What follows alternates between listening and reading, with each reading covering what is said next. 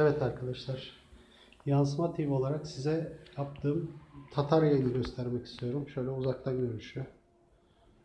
Sonra tetik mekanizmasını anlatacağım. Çok soru geliyor çünkü onunla ilgili. Şimdi öncelikle şunu göstereyim. Ağaçtan ok yapmaya çalıştım. Hafif sert ağaç bulamadığım için biraz şey oldu, yumuşak ağaç ama gene atış olarak iyi. Yani bir 40-50 metre, 60 metre gidiyor. Ama tabii vuruş mesafesi olarak herhalde 20-25 metre anca olur. Ondan dolayı tetik mekanizmasını anlatmak istiyorum. Çok soru geliyor çünkü. Aynı zamanda malzemeleri ne, onu da çok soruluyor. Şimdi bu 10 milimetre yay çeliği. Üzerine bisiklet fren teli kullandım. Çünkü sebebi diğer ipleri çok kopartıyor sert olduğu için. Sert olması gerekiyor uzak mesafe ve etkili atış yapmak için. Onu belirtmek isterim. Şimdi şu aparatı takmamın sebebi, oku taktığımız zaman buraya, oku taktığımız zaman aynen şöyle takıyorum. Şöyle taktığımız zaman tabii takamıyorum. Bayağı bir şey oldu. Şu şekilde tuttuğum zaman veya ne şekilde tutarsam tutayım düşmesini önlemek için ve aynı zamanda nişangahım benim.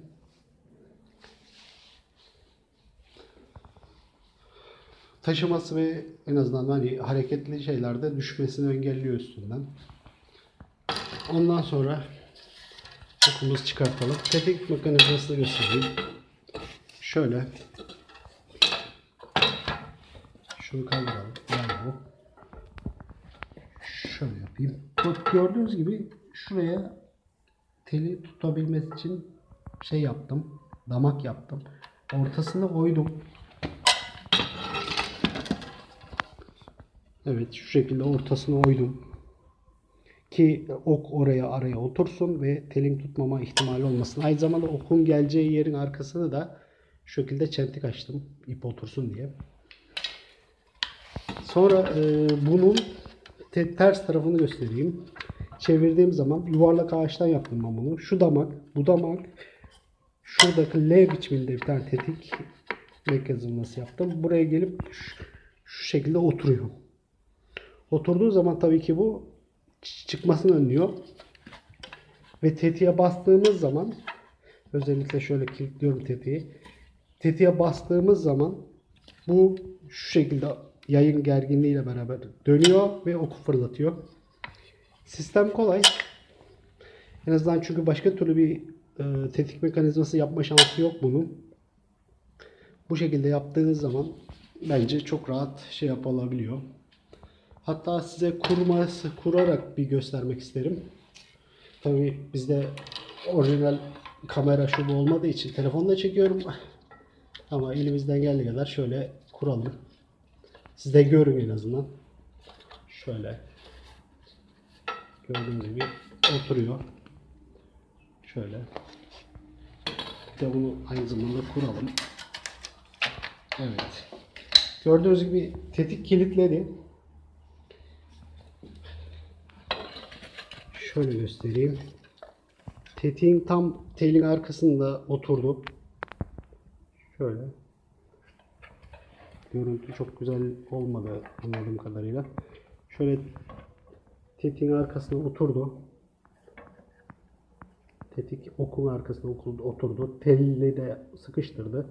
Şu anda çıkıp gitme imkanı yok. Mandalla bastıktan sonra istediğiniz gibi hareket edip aşağı doğru tutabilirsiniz. Tabii ben biraz fazla tuttum. O da düştü. Yani bu şekilde yerleştirdiğim zaman bu oluyor. Tek elle yapması zor olduğu için açıkçası bir elimle de telefon tutuyorum ondan dolayı. Şöyle gördüğünüz gibi ve hedef alıp istediğin yere doğru atabilirsiniz. Nişangahım da şöyle. Gördüğünüz gibi okun ucunu görüp nişanla tetiğe bastığım anda atıyorum. Atmak isterim ama yerim uygun değil. Ondan dolayı atmayacağım. Hani yapmayı düşünürseniz dipçik boyunu göstereyim size. Dipçik boyunu 80 santim yaptım. Kendi omzuma göre. Bunu da yumuşak ağaçtan işledim. Yani oydum. şekillendirdim. Bu şekilde bir ok çıktı. Şimdilik işimi görüyor mu? Görüyor. Tutup da bunda hava gittiğimiz yok zaten. Göstermek amaçlı veya hani merak ettiğim için yaptım. Yapmak isteyen arkadaşlar olursa sorularını yazabilir videonun altına. Ben de elimden geldiği kadar yardımcı olurum. Diyeceğim şeyler bunlar. Eğer dediğim gibi sorunuz olursa her zaman için beklerim. Sorularınızı da cevaplamaya çalışırım. Meraklılarına öneririm yani yapması. Zevkli oluyor ve kullanması da zevkli. Atış yaptım bayağı bir. Atışlarım diğer videolarda var zaten. Şimdilik böyle. Bir de kanala abone olabilirseniz desteğiniz olur. Biz de aynı şekilde videolarımızı çekmeye devam ederiz.